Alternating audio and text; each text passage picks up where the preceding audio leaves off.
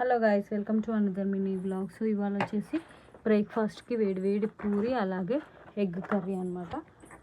So puri egg curry and puri అనేది veg కానీ non veg ఏదైనా చాలా టేస్టీగా ఉంటుంది. ఐదర్ చికెన్లోకి, either egg curry, either mutton, aloo fry, పప్పు, ఇలా ఏదైనా సరే పూరి బ్రేక్ఫాస్ట్ అనేది చాలా, ఇంకా ఈ చలికాలంలో చాలా ఇష్టంగా తినొచ్చు అనమాట. ఇది ఫ్రెండ్స్ ఇవాళ వీడియో. మీ అందరికీ మీరు కూడా పాసిబుల్ అయితే ఇలా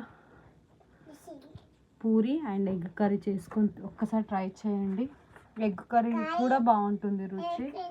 సో ఇది ఫ్రెండ్స్ ఇవాళ వీడియో. ఈ వీడియో మీ అందరికీ నచ్చిందా? నచ్చితే ప్లీజ్ లైక్ చేయండి, షేర్ చేయండి, అలాగే మన ఛానల్ని సబ్స్క్రైబ్ చేసుకొని పక్కనే ఉన్న బెల్ ఐకాన్ని కూడా క్లిక్ చేసేయండి. అండ్ అలాగే ఎప్పుడైనా పాసిబుల్ అయితే ఫుల్ వీడియో పోస్ట్ చేస్తాను, ఎగ్ కర్రీ కానీ పూరి కానీ.